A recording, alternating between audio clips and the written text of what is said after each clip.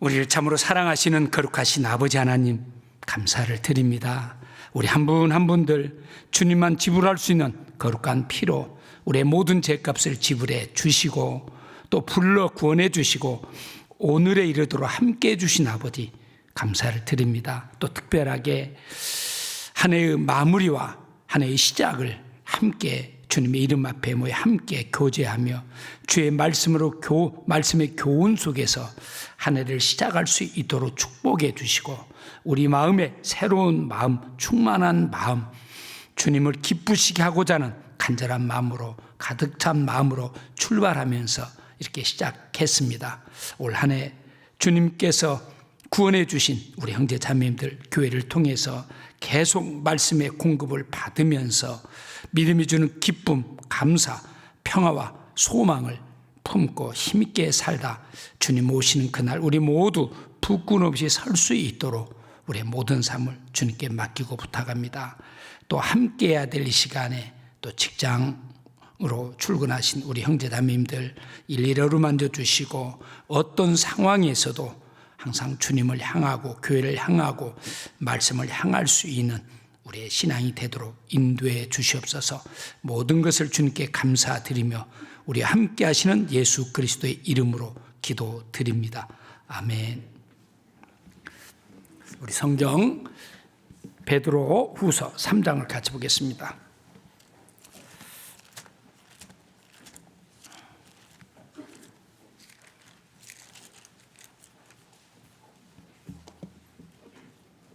베드로서 3장 18절 한 절을 우리 같이 이 말씀이 있고 정말 이 말씀대로 올 한 해 주 예수 그리스도의 은혜와 주님을 아는 지식에서 자라감으로 우리 신앙이 성장하고 또 주님을 기쁘시게 하는 한 해로 살아갔으면 하는 마음으로 18절 같이 한번 읽겠습니다.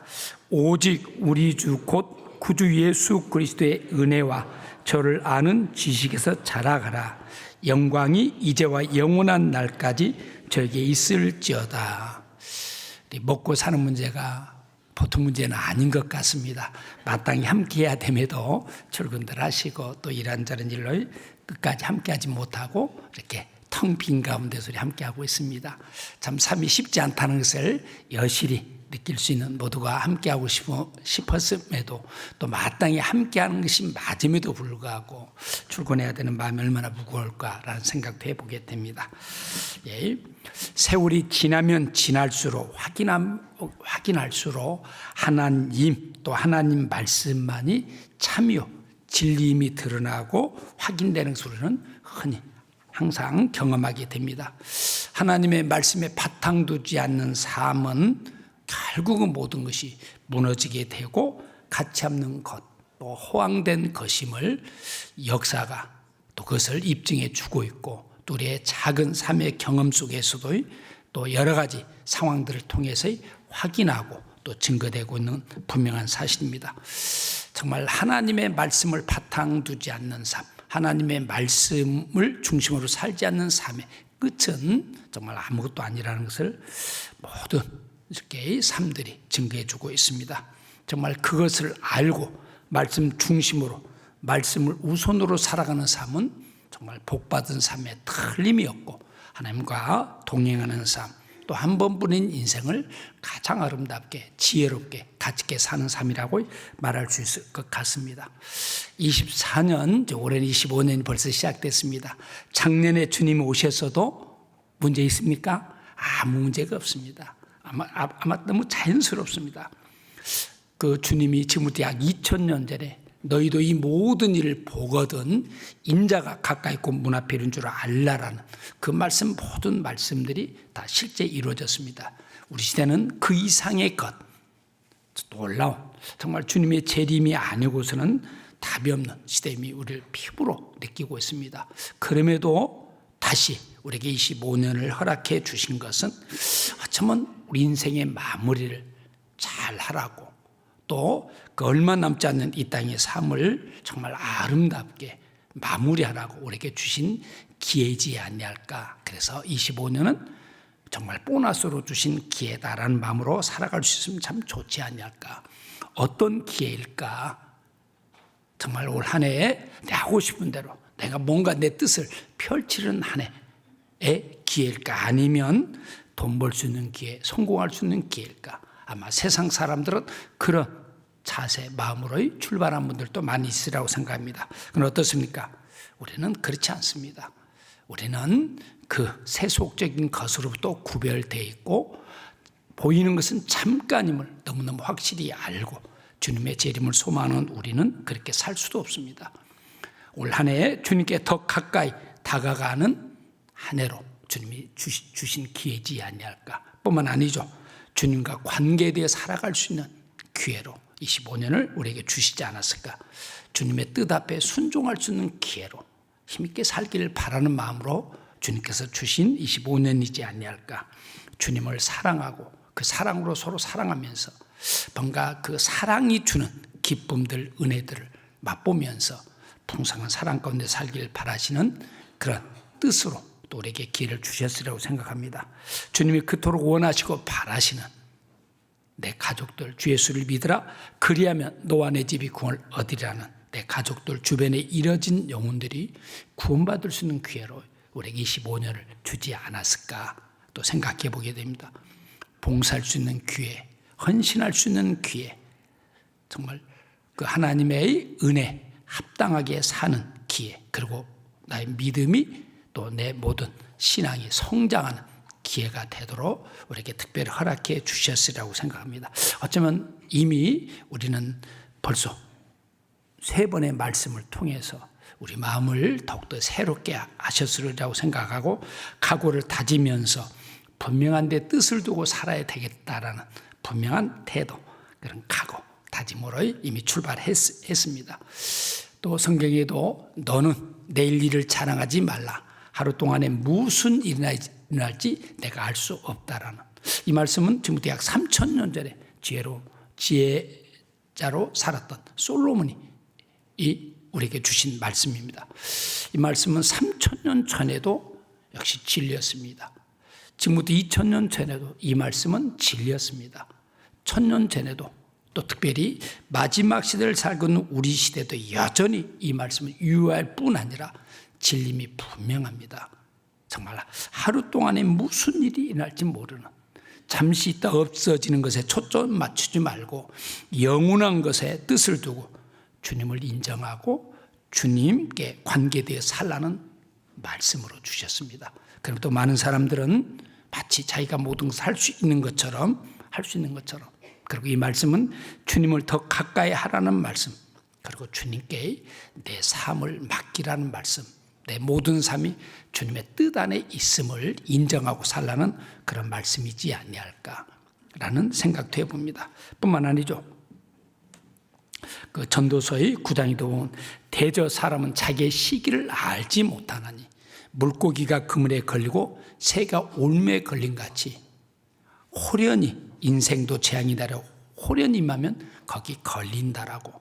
어쩌면 이 말씀을 평상시에는 우리가 참 못 느끼고 마음에 와닿지 않는 말씀일 수도 있을 겁니다. 그러나 우리 시대에 특별히 작금의 시대 이런 말씀이 정말로 마음에 와닿고 한순간에 무슨 일이 일어날지 알 수 없는, 작년에도 수많은 사람들이 전혀 예상하지 못한 어떤 사건 사고로 목숨을 잃은 경우들도 많이 있고 또 좌절 절망의 어떤 갇힌 분들도 많이 있었지 않았을까.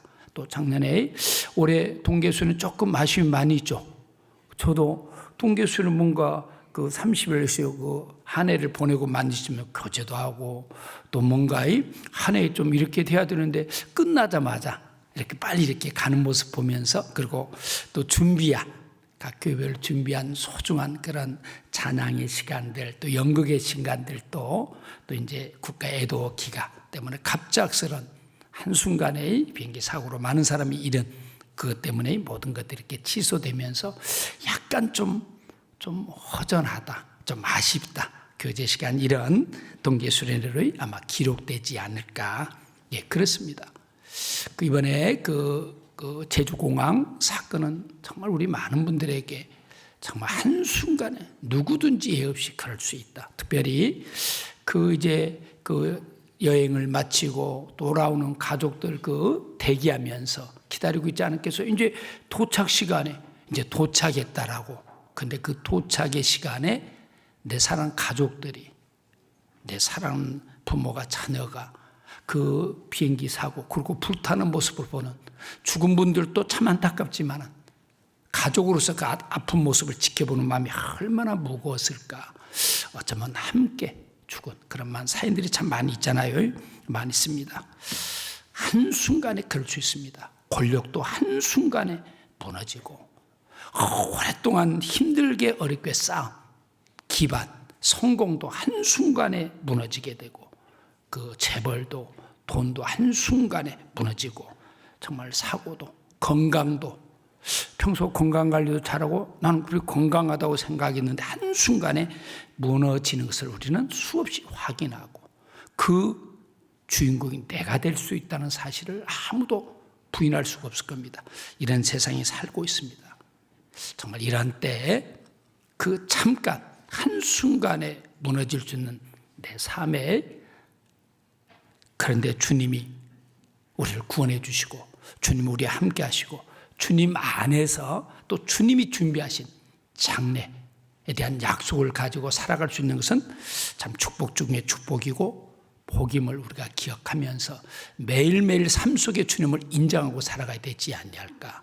또 야고보서 1장에도 보면 욕심이 잉태한 즉 죄를 낳고 죄가 장성한 즉 사망을 낳느니라. 그래서 지나친 인간의 욕심 탐욕으로부터 우리가 여간 절제하고 또 우리 삶 속에 구별되지 못한 것들을 과감하게 절단하고 끊고 또 분명한 데 뜻을 두고 살아가야 될 이런 다짐이 정말로 필요한 시대가 우리 시대이지 않냐라는 생각이 듭니다. 그러면서 방금 읽은 말씀 그 베드로서를 마무리 지면서 오직 우리 주 곧 구주 예수 그리스도의 은혜와 저를 아는 지식에서 자라가라. 우리를 죄에서 구원해 주시고 영원한 영광을 약속해 주시고 인도하신 하나님께서 허락해 주신 25년도 올 한 해를 어디에 뜻을 두고 내 삶의 방향을, 내 삶의 초점을 어디에 두고 살아갈까에 대한 답으로 정말 또 주신 말씀일 수 있지 않을까 하는 생각이 됩니다. 우리 삶에 꼭 필요한 그 삶의 표대, 삶의 중심으로 잡을 수 있는 내 주어진 삶의 뜻을 어디에 두고 삶의 초점을 어디에 맞추고 어떻게 살아갈까에 대해서 모든 좋은 것의 근원 되신 하나님께서 하나님의 은혜, 사랑, 뜻, 약속, 소망 안에서 살아갈 수 있는 기회를 주셨다라는 생각을 해보면서 정말 주님의 뜻, 주님의 마음을 누구보다도 더 크게 맛보고 느낀 그 사도 베드로가 마지막 죽음을 두고 함께 믿음의 동역자들 또 함께 교제했던 성도들 그리고 성령님의 그 도우심으로 또 이 땅의 삶을 사는 모든 사람들에게 주고 싶은 말씀이 있지 않냐할까. 주 예수 그리스도 오직 우리 주 곧 구주 예수 그리스도의 은혜와 저를 아는 지식에서 자라가라. 이제 죽음을 눈앞에 두고 이 말씀을 주시고 이제 베드로 사도의 삶을 마치게 되는 것을 보게 됩니다. 이 1장 14절에 보면 베드로 사도는 이제 이 땅에서 내 모든 삶의 이제 마지막이 되었구나. 이제 주님 앞에 서야 되는구나라는 그런 것을 알고 14절 보면 이는 우리 주 예수 그리스도께서 내게 지시한 것 같이 읽어볼까요? 나도 이 장막을 벗어날 것이 임박한 줄을 알미라. 정말 자기의 죽음을 직감하고 이제 이 모든 것을 정리해야 되는구나. 여기까지가 내가 살아야 될 삶이구나. 이제 주님을 만나야 되는구나 라는 것을 이렇게 아주 마음속에 강하게 아마 주님께서 그것을 알게 해주신 것 같습니다. 나도 이 장막을 벗어날 것이 임박한 줄 알미라. 그 죽음을 눈앞에 두고 이제 주님 앞에 모든 게 들어야 된다는 부인할 수 없는 사실을 앞에 두고 베드로 마음이 얼마나 비장했을까? 그리고 자기 삶을 쭉 뒤돌아보게 되지 않았을까? 지금까지 베드로 자신이 살아온 삶, 그리고 어부로서의 삶, 갈릴리 그 호수를 주변에 태어난, 그리고 갈릴리 호수를 무도로 평생을 살아갈 수밖에 없었던 베드로, 그런 베드로가 주님이 제자 중에 한 사람으로 불러주시고, 그러나 제자로서 완전히 실패한 삶을 살고 말았습니다. 그리고 실패한 베드로를 찾아오셔서 내 양을 먹이라는, 내 양을 치라라는 소명을 주시고, 그 소명을 따라서 이루기 위해서 힘있게 살아온 삶들을 쭉 뒤돌아보면서, 그리고 자기 삶의 그 우여곡절, 또 주님이 맡겨주신 소명을 따라 살아오면서 직접 체험하고 경험하고 맛보고 알고 느끼게 된 바울이 정말 어떤 마음으로 이 말씀을 주셨을까. 그래서 베드로후서의 마무리를 이렇게 주 예수 그리스도의 은혜와 저를 아는 지식에서 자라가라고 성령께서 베드로를 통해서 주신 말씀일 뿐 아니라 베드로 자신이 자기의 삶을 회상하고 뒤돌아보면서 정말 소중한 것, 중요한 것, 놓치지 말아야 될 것에 대해서 마지막으로 이렇게 제자들에게 이 말씀을 주지 않았을까. 아마 베드로는 그 주님의 놀라운 은혜로 알지 못한 나머지 주님을 등지고 배반하고 말게 됐습니다. 그래서 주님의 은혜를 놓침으로, 잊음으로, 주님을 아는 지식이 없으므로, 무지함에서 그 받은 그 삶의 결말, 아픔들을 마음 뜨겁게 깊게 체험했기 때문에 정말 주 예수 그리스도의 은혜와 저를 아는 지식에 자라가지 아니하면 누구든지 실패할 수 있다. 누구든지 주님으로부터 멀어질 수 있다. 나는 그런 말씀을 주시지 않았을까. 구주 예수 그리스도의 은혜, 사랑은 우리 믿음의 바탕일 뿐 아니라 신앙의 핵심입니다. 뿐 아닙니다. 믿음의 중심이 되는 아주 중요한 사실이요, 본질입니다. 우리는 은혜로 시작해서 은혜를 따라 살다가 은혜로 마치는 것, 끝까지 은혜로부터 멀어지는 삶은 죽은 삶이요, 또 주님과 동행할 수 없는 삶임을 성경 분명하게 말해주고 있습니다. 믿음의 생활, 신앙 생활이라는 은혜를 받고 은혜 가운데 살다 은혜로 마치는 삶, 그것을 신앙생활, 믿음의 생활이라고 이야기할 수 있지 않을까. 그래서 베드로서에 보면 유달리 계속 반복되는 단어가 있습니다. 1장 3절에 보면 1장 2절입니다. 2절에도 보면 하나님과 우리 주 예수를 알므로, 만약 하나님을 알지 못하고 또 예수님에 대해서 바로 알지 못한다라면 주님 안에서 맛보고 경험하고 누릴 수 있는 은혜와 평강을 맛볼 수 없다, 누릴 수 없다. 우리 삶은 무너지게 된다는 것을. 그래서 우리 주 예수를 알므로 은혜와 평강이 내게 더 많을지다. 알므로. 또 3절에도 그러죠. 그의 신기한 능력으로 생명과 경건에 속한 모든 것을 우리에게 주셨으니 이는 자기의 영광과 덕으로서, 같이 한번 읽어볼까요? 우리를 부르신 자를 알므로 말미암음이라. 하나님께서 준비하신 놀라운 정말 신기한 능력으로 생명을 얻고, 그리고 경건에 속하여 살아가는 특별한 삶, 구별된 삶, 하나님과 동행할 뿐 아니라 하나님을 기쁘시게 하는 삶 또한 여기 우리를 부르신 자를 알므로 주어지는 은혜, 축복임을 말하고 있습니다. 만약 우리 주 예수를 바로 알지 못한다라면 우리는 생명을 얻었다 할지라도 그 경건하게 사는 축복, 경건이 가져오는 은혜, 사랑들, 축복들을 맛보지 못할 수 있기 때문에 부르신 자를 알므로라고 이야기합니다. 1장 8절도 보겠습니다. 이런 것이 너희에게서 흡족한 즉 너희로 우리 주 예수 그리스도를 알게 게으르지 않고 열매 없는 자 되지 않게 하려냐.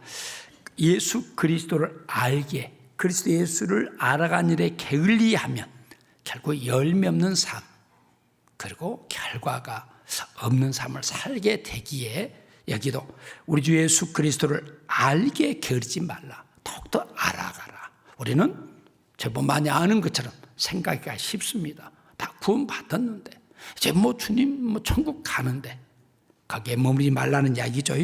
게으르지 말고, 게으르면 열매 맺을 수 없다. 주님을 아는 일에, 주님의 은혜를 또 주님을 아는 일에 우리가 열심을 내면 우리 삶이 풍성해질 뿐 아니라 열매 맺는 삶을 있기 때문에 이렇게 말씀해 주고 있습니다. 뿐만 아니죠. 12절도 보면 이러므로 너희가 이것을 알고 이미 있는 진리에 섰으나, 그래서 이것을 알고 아까 14절에도 사도 베드로도 그랬죠. 이는 우리 주 예수 그리스도께서 내게 지시한 것 같이 나도 이 장막을 벗어날 것이 임박한 줄 알미라. 자기 삶이 잠깐, 우리도 사도 바울처럼 임박한 줄은 잘 모르지만 하여튼 주님의 재림이 임박한 것은 부인할 수가 없습니다. 아직 내 건강으로 나는 아직 내 죽음까지는 임박한다고 말할 수 없다 할지라도 이제 주님 앞에 서야 된다. 주님 앞에 모든 것이 드러난다는 것을 안다라면 주어지는 한날 한날을 아마 쉽게 살지는 않지 않을까. 매일매일 삶 속에 주님을 인정하며 살게 되지 않을까. 그래서 여기도 알므로 1장 16절도 보겠습니다. 그러면서 우리 주 예수 그리스도의 능력과 강림하심을 내게 알게 한 것이 공교히 만든 야기를 쫓은 것이 아니오 우리는 그의 크신 염을 친히 본 자라. 이게 주님의 강림을 알게 한 것이, 우리도 알고 있습니다. 말씀을 통해서 모든 상황으로 보면 주님의 재림의 때임을 부인할 수가 없습니다. 베드로서 2장 20절도 보겠습니다. 그래서 알므로 이런 뜻이 계속 반복돼 나오는데 중요하기 때문에 반복해 주지 아니할까. 20절에도 만일 저희가 우리 주 대신 구주 예수 그리스도를 알므로 안다라면, 여기에 뒤에 나오죠. 세상의 더러움을 피한 후에 우리가 안다라면, 왜 우리가 세상과 타협하고 잠깐 있다 없어지는 거, 썩고 더럽고 추한 것에 하나님 볼 때는 우리는 좀 괜찮다 싶어도 하나님 볼 때는 추하고 더러운 것들이 많습니다. 그래서 구별되려고, 그 세상과 그 세상에 있는 것을 사랑치 말라라고. 예수 그리스도를 아는 일에 게을리하면 세상과 타협할 수 있고 적당히 살아갈 수 있기 때문에 경계를 주신 말씀이지 않냐할까. 3장 3절에도 그렇습니다. 먼저 이것을 알지니 말세에 기롱한 자들 와서 자기의 정욕을 행하며 기롱하여, 그리고 가로되 주의 강림하신다는 약속이 어디 있느냐. 주님에 대해서 알아가지 않는다라면, 은혜와 아는 일에 성장하지 않는다라면 주님의 재림이 무뎌진다는 이야기입니다. 아직도 안 왔잖아. 그때도 안 왔잖아. 사실은 제가 구원받을 때만 하더라도 정말 주님의 재림에 대한 아주 소망이 굉장히 컸을 뿐 아니라 정말 주님이 가까이 옴을 느끼고 살았습니다. 그래서 저도 그때 마침 제가 이제 우리 큰아이가 4살, 이제 3살이죠, 일종의. 우리 둘째가 막 태어난 후에 제가 구원받았는데 그 3살짜리 그 아이가 저 중학교 갈 수 있을까 싶었습니다. 근데 세월이 지나서 자기 딸이, 우리 손녀가 이제 중학교 3학년이 벌써 되고 이제 고등학교 가더라고요. 그때는 주님의 재림에 대해서 굉장히 정말, 그래서 애 둘 낳아서 언제 키우나, 하나도 족하지 않을까 이런 정말. 근데 그런 그 예수님의 재림을 향한 마음이 굉장히 무뎌졌습니다. 그리고 요즘에 구원받는 분들은 그거 별로 거기에 대해서 왜 그럴까요? 예수에게 기롱하는 자들이 그때도 안 왔잖아. 아닙니다. 어쩌면 그 목사님이 62년 전에 복음을 전한 지가 62년 됐다고 말씀하는 거 보면서 복음을 깨닫고 계속 전도하면서 항상 앞서던 것이 주님의 재림에 대해서, 그럼 60년이 지나서 안 왔다는 이야기는 가까워졌다는 이야기일 수도 있습니다. 그럼에도 불구하고 여기 3절에 먼저 이것을 알지니, 알지 못하면 맞아, 그때도 문다고도 안 왔잖아, 우리 시대에 오겠어라고 게을러질 수 있다는 것을 말씀해 주고 있습니다. 알지니. 그 그리고 또 베드로후서에서 굉장히 중요한 것을 알아야 된다고 말씀해 주면서 이렇게 아는 것으로 그치지 않고 또 우리가 꼭 눈여겨봐야 될 그 말씀 중에 하나는 베드로 자주 등장하는 내용 중에 하나는 힘쓰라는 책이 반복되고 있습니다. 아는 것으로 그치지 말고 알 뿐 아니라 그래서 힘써라. 정말 주님을 알았으면 그 주님의 그 뜻에 합당하게 게을리지 말고 열심히 그 주를 섬기는데 힘쓰라는 말이 계속 반복되어 나오는데, 그래서 신앙생활은 저절로 그냥 마음먹는 대로 되는 게 아닙니다. 정말 우리 자신을 다스리지 않으면, 그 육신을 쳐서 복종시키지 아니하면 우리 타성에 적기 쉽고 우리 본성은 게으릅니다. 자기밖에 모르는 이기적이고 자기 중심적인 삶에 이게 익숙합니다. 자연스럽습니다. 그래서 힘써야 된다는 말씀이 반복되어 나오는데, 한번 이렇게 1장 5절 보겠습니다. 그래서 아는 것으로 그치 말고 5절에 이러므로 너희가 더욱 힘써 너희 믿음의 덕에 굉장히 중요한 힘써 구원받았으면, 어떤 믿음은 어떤 기초, 삶의 타락 이야기할 수 있을 겁니다. 그 터위에 집을 지어가는 삶이잖아요. 어떤 집을 지어가느냐에 따라서 영원한 영광으로 갚아지기 때문에, 그래서 여기에 너희가 더욱 힘써 나 구원받았다, 지옥에는 안 간다에 머물지 말고 더욱더 신앙의 진보, 신앙의 전진, 신앙의 성장을 그렇게 추구할 뿐 아니라 성장이 가라는 이야기죠. 그래서 더욱 힘써라고 말씀하고 있습니다. 뿐만 아니죠. 10절도 보면 그러므로 형제들아 더욱 힘써 너희 부르심과 택하심을 굳게 하라. 더욱 힘써서 택하심과 많고 많은 사람 중에 너를 불러주신 주님의 은혜, 그 사랑. 왜 불러주실까요? 그냥 대충 살고 그냥 살라고 불러주실까요? 하나님 쓰시기 위해서 이 땅에서 이루어져야 될 하나님의 뜻, 너무 소중한 중요한 일이 있기 때문에 그 일을 맡겨서 감당시키도록 그래서 더욱 힘쓰라고 이야기합니다. 15절 내가 힘써 너희로 하금 나의 떠난 후에라도, 이런 말씀이 10절에도 형제들아 더욱 힘써 너희 부르심과 택하심을 굳게 하라고 말씀하시고, 또 15절에도 내가 힘써 너희로 하여금, 베드로도 힘써서 실패한 베드로가 나중에 부활하신 주님을 만나고 내 양을 먹이라 내 양을 치라는 소명을 받은 후에 베드로는 완전히 달랐습니다. 그리고 그는 정말 이 성경처럼 힘써서 전해줄 걸 전해주고 또 그 삶을 통해서 실제 본이 돼서 보여주기도 하고, 그런 정말 주님의 재림을 소망하면서 힘써 너희로 하여금 나의 떠난 후에라도, 그래서 정말 베드로는 먼저 주님 앞에 가지만은 베드로의 삶 경험 속에서, 그리고 베드로가 또 해준 말들, 그리고 이 성경을 통해서의 정말 더욱 힘써 이런 말씀 계속 반복되어 나옵니다. 베드로서 3장도 보면 결국은 어디까지 이르기를 바라는 3장 14절을 보겠습니다. 14절도 보면 그러므로 사랑하는 자들아 너희가 이것을 바라보나니 주 앞에서 점도 없고 흠도 없이 평강 가운데서 나타나길 힘쓰라. 주님이 우리를 어떤 모습으로 만나기를 바라실까?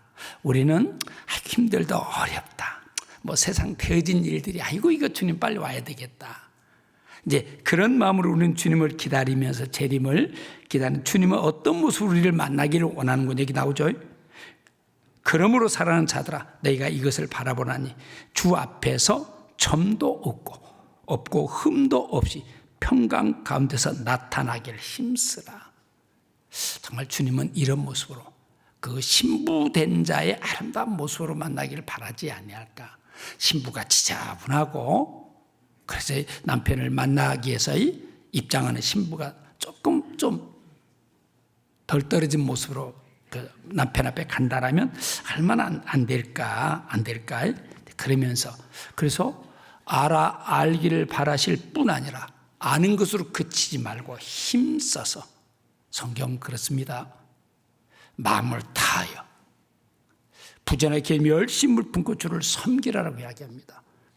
그 서문학교에 굉장히 핍박과 환난 속에서 복음 때문에 죽임을 당하기도 하고 어려움 중에서 힘쓰고 있는 서문학교에게 뭐라고 했습니다. 죽도록 충성하라고 이야기합니다. 정말 사랑이 넘치는 대성할 교회에게 더 많이 사랑하라고. 이제 됐다. 그 정도 사랑은 괜찮겠다라고 하지 않았습니다. 왜? 사랑하면 할수록 사랑을 통해서 얻게 되는 기쁨이 크기 때문에, 그리고 사랑을 통해서 받게 되는 유익이, 그리고 주님께서 준비하신 상이, 보상이 크기 때문에 더 많이 사랑하라고 말씀한 것처럼 정말 그렇습니다.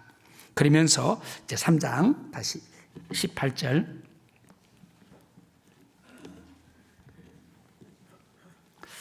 오직 우리 주 곧 구주 예수 그리스도의 은혜와 저를 아는 지식에서 자라가라.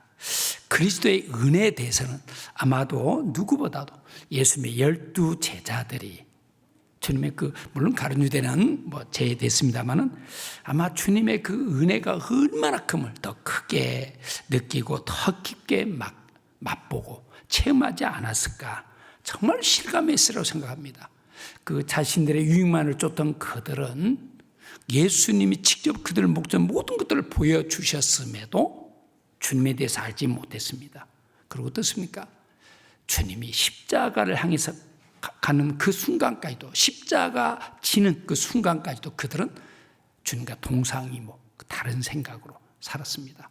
그런 그들이 나중에 주님이 부활하시고 자기들 앞에 나타났을 때 그 십자가의 저주, 죽음이 자신들을 대신한 죽으심을 알았을 때 그들이 얼마나, 그래서 우리가 느끼는 십자가의 은혜하고 직접 예수님을 통해서 예수님의 말씀을 듣고 예수님의 모든 것들을 같이 공유하고 경험한, 그리고 예수님의 십자가의 죽으심을 직접 본 제자들이 보는 십자가하고는 아마 차원이 다르지 않을까.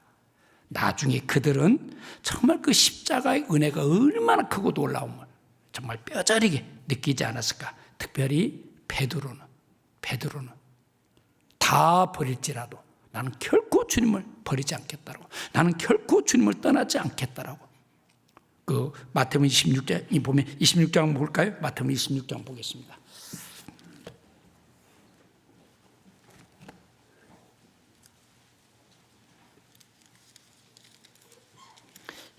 26장 33절 보겠습니다. 31절부터 보면 마태복음 16장부터 주님이 죽으시고 부활하실까, 그리고 승천하시고 주님의 재림에 대해 쭉 말씀할 때 제자들은 오한이 벙벙했을 겁니다. 이해를 못할 수밖에 없었죠. 그래서 31절부터 보면 때 예수께서 제자들에게 이르시되 오늘 밤에 너희가 다 나를 버리리라 기록된 바 내가 목자를 치는 양의 떼가 흩어지리라 하였느니라. 30절 그러나 내가 살아난 후에 너희보다 먼저 갈릴리로 가리라. 이 말씀을 들은 베드로 용감하게 이야기합니다. 33절 베드로가 대답하여 가르되 다 주를 버릴지라도 나는 언제든지 버리지 않겠나이다. 이게 실제 베드로의 진심이었습니다. 다른 제자들은 버릴지라도 나는 결코 주님을 버리지 않겠습니다. 나는 나만큼은 주님 곁에 있겠습니다. 나만큼은 주님을 따르겠습니다. 나만은 주님 편에 서 있겠습니다. 나는 주님께 충성을 다하겠습니다. 그런 뜻 아닐까요? 다른 사람 다 버릴지라도 나는 결코 그럴 수 없습니다. 나는 정말로 주님을 사랑합니다. 이런 고백. 근데 어떻게 됐습니까? 그게 인간의 한계죠. 인간의 열심, 노력, 인간의 다짐은 쉽게 무너짐을 베드로를 통해서 확인할 수 있습니다. 그들은 그 주님과 직접 주님을 통해 나타난 수많은 기적들도 경험하고 죽은 자가 살아나고 문둥이가 깨끗함을 받고 물고기 두 마리 떡 타서 5천 명을 먹이신 것을 목전에서 경험했음에도 불구하고 아직도 그들은 예수님이 하나님이신 줄까지는 몰랐습니다. 인정하지 않았습니다. 오직 그들은 그들의 유익만을 쫓았습니다. 그리고 주님의 십자가 앞에 그들은 어안이 벙벙했을 겁니다.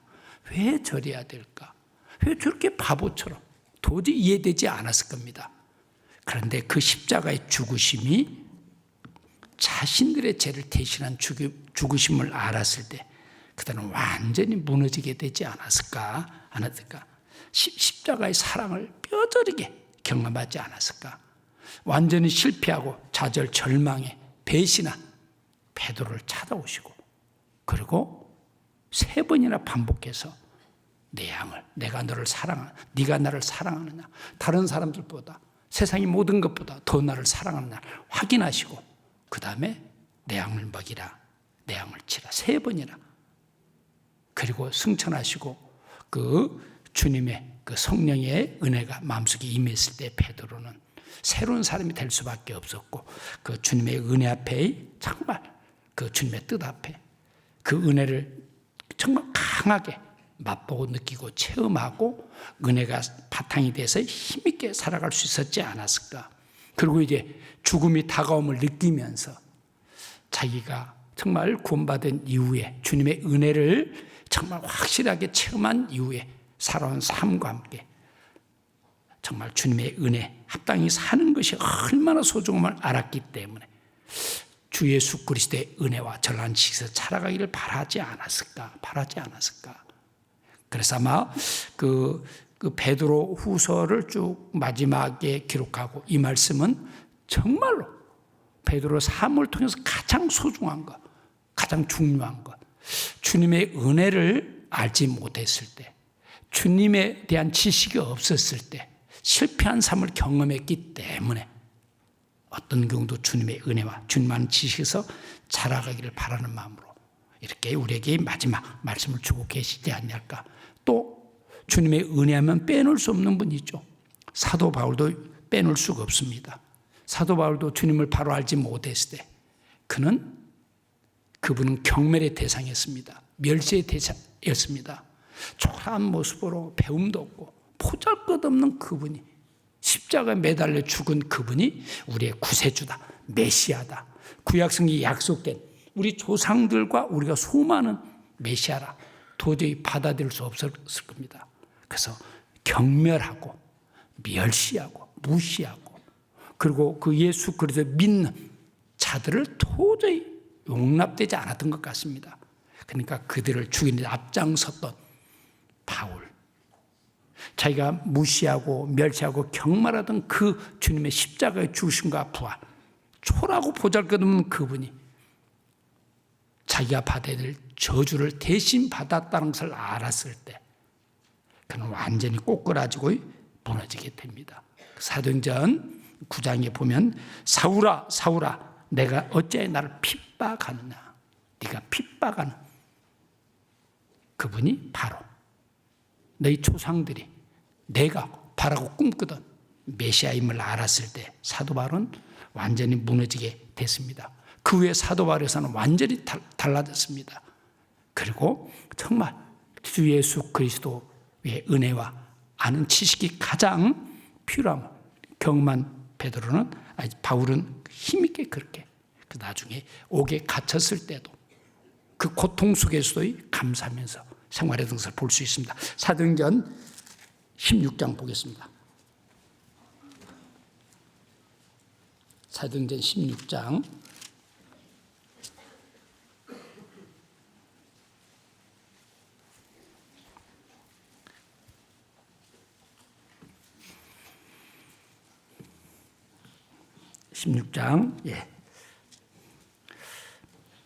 22절 보겠습니다.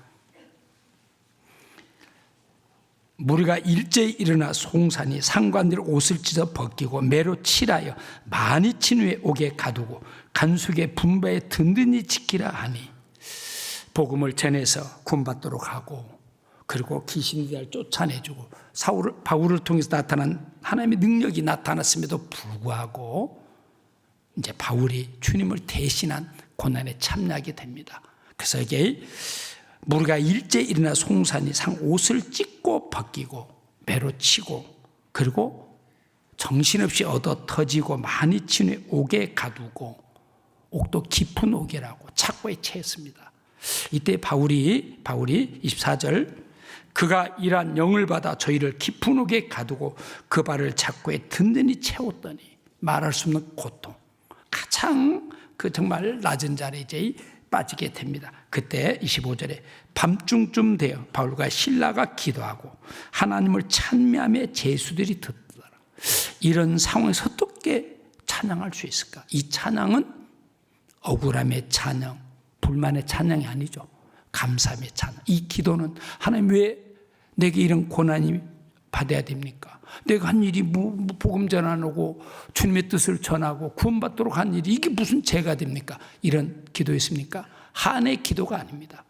감사의 기도, 정말 은혜의 기도, 다 같은 것이 어떻게 구원받게 되고 주님이 받은 고난에 다 같은 것도 고난의 그 발자취를 따라가게 하고 그리고 주님의 쓰임받다 주어진 결과 앞에 얼마나 감사하면서 찬양하지 않았을까. 이 상황에서 이 찬양이 그 간수장, 오글지는 간수장도, 그리고 나중에 이제 지진이 나고 옥이 열려서 간수장이 이제 이렇게 스스로 자살하려고 하잖아요. 책임을 지지 못한, 책임지게 해서. 그때 이제 그 30절 보겠습니다. 28절에 보면 바울이 크게 소리질러 가로되 내 몸을 상하지 말라. 우리가 다 여기 있노라 하니. 그래서 이제 자기라는 자살하려는 그 간수장이 크게 소리질러 내 몸을 상하지 말라. 우리가 다 여기 있다. 걱정하지 말라. 우리는 그런 죄인들이 아니다. 이러면서 이제 그래서 결국은 30절을 보면 29절 간수가 등불을 달라고 하며 뛰어들어가 무서워 떨며 바울과 실라에게 부복하고 이제 꿇게 되죠. 저희를 데리고 나가 가로되 선생들아 내가 어떻게 해야 구원을 얻으리까. 이미 그 옥에 깊은 옥에 갇힌 바울과 또 실라 함께한 일행들의 그 모습, 어떻게 저런 상황에서 주님을 인정하고 찬양하고 감사하는 그런 기도. 아마 그 고통 속에서 그 제자들의 어떤 평안한 모습들을 보면서 간수도 이상하다 하던 차에 이제 이런 일, 그때 비로소이 놀라운 말씀이 주어지죠. 31절 가로되 주 예수를 믿으라. 그리하면 너와 내 집이 구원을 얻으리라 하고. 만약 이 말씀을 우리가 받지 못했다면 우리는 가족들 전도하면서 또 가까운 분들 전도하면서 그래 저분은 안 될 것 같다. 저분은 도저히 안 돼. 실망하고 좌절하고 아마 포기할 수 있었을 텐데 이 말씀을 주셨습니다. 그런데 이 말씀이 주어진 상황이 그냥 쉽게 평안할 때 주어진 말씀이 아니죠. 바울이 옥에 깊은 옥에 갇혀 있을 때, 큰 그 고난의 아픔 속에 있었을 때, 그리고 간수가 정말 그 간수장이 그 구원을 삼하고 갈망할 때 주어진 말씀임을 압니다. 이 말씀은 우리에게 크게 이루가 되는 말씀이잖아요. 주 예수를 믿으라. 그리하면 너와 내 집이 구원을 얻으리라. 우리가 구원받고 정말 끝까지 주님을 의뢰하면서 가까이 하면서 가족들 전도 한 번은 안 되겠지만 1년에 그치진 않을지 몰라도 2년, 3년 기다림 끝에 우리 가족들 구원받는 것을 보면서 이 말씀도 깊은 옥에서 고통 속에서 하나님께서 주어진 말씀임을 할 때 이 말씀의 무게, 깊이를 우리가 좀 더 생각할 수 있지 않냐라는 생각을 해보게 됩니다. 이런 그 사도 바울, 인간의 얄팍한 지식으로 사람들 중에서는 조금 잘난, 많이 아는 특별한 지식으로 자랑 삼던 그가 주님을 알고 난 후에 자기가 가진 모든 것들이 하찮은 것, 배설물, 도저히 정말 주님 앞에 나설 수 없는 자신임을 발견하고 그리고 그 주님의 은혜, 주님이 함께 하신, 주님이 우리에게 주실 그런 영광들, 약속들, 소망들을 깊이 체험한 바울은 믿음의 길을 멈추지 않고 끝까지 승리한 길을 걸어갈 수 있었습니다. 그 모든 바탕이 주님의 은혜였고 그리고 주님을 아는 지식이 사도 바울로 하여금 지치지 않도록 살아가도록 하지 않았을까. 고린도전서 15장도 보겠습니다. 고린도전서 15장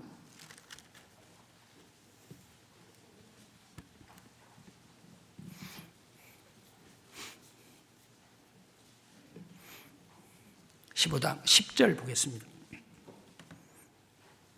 9절부터 보면 나는 사도 중에 지극히 작은 자라. 내가 하나님의 교회를 핍박하였으므로 사도라 칭함을 받게 감당치 못할 자로다. 나는 도저히 그럴 만한 사람이 아니었다. 나는 사실은 자격이 없는 사람. 나는 내 침을 받아 마땅할 사람이었다. 그런데 10절 그러나 이런 나도 사도가 되고 주님의 고난에 참여하게 되고 주님의 재림을 또 주님 앞에 서서 받게 될 영광을 소망하게 될 수 있었던 것은 그러나 나의 나 된 것은 하나님의 은혜로 된 것이니 내게 주신 그의 은혜가 헛되지 아니하여 내가 모든 사도보다 더 많이 수고하였으나 내가 아니 오직 나와 함께 하신 하나님의 은혜로라. 사도 바울을 사도 바울처럼 살아갈 수 있도록 한 힘, 능력은 열심히 안 했습니다. 노력이 안 했습니다. 사도 바울의 의지가 아니었습니다. 오직 주님의 은혜였습니다. 주님의 은혜가 사도 바울 마음속에 깊게 자리 잡고 은혜가 주는 기쁨, 평안, 감동들이 있었기 때문에 그 모든 고난 앞에 깊은 옥에서조차 찬송하면서 감사 찬송하면서 주님의 은혜, 주님의 고난에 참여한 것을 기뻐하면서 기도할 수 있었던 것은 사도 바울의 의지, 노력이 아닙니다. 은혜였습니다. 주님의 은혜가 사도 바울을 붙들었고 그 은혜가 사도 바울을 이끌었고 그 은혜가 사도 바울에게 힘을 주면서 끝까지 믿음의 길을, 승리한 길을 걸어갈 수 있었으라고 생각합니다. 그래서 그 마지막 로마로 가는 그 배에서 완전히 폭풍울만 박살났을 때도 그러면서 정말 사도 바울은 사완과 나는 주님의 증인이다. 나는 마땅하다. 나는 괜찮다라고 이렇게 고백할 수 있었습니다. 여기 나의 나 된 것은 하나님의 은혜로 되었다. 은혜로, 내 은혜다. 오늘의 나를 만든 것은 하나님의 은혜다. 내가 이렇게 그 계속되는 그 열정, 에너지로 주님을 사랑하면서 주님의 뜻에 순종하면서 복음을 전할 수 있는 것 또한 주님의 은혜다. 주님의 은혜다. 내가 다른 사도보다 더 많이 수고할 수 있었던 것도 주님의 은혜다. 주님의 은혜가 있었기에 그 은혜가 내게 힘을 주었기 때문에 주님의 함께 하심을 내 지식이 알기에 그리고 이 작은 것 하나도 놓치지 않고 보상해 주시는 주님의 선하신 뜻을 알기에 끝까지 이렇게 살 수 있었다. 오직 나와 함께 하신 하나님의 은혜라고 고백합니다.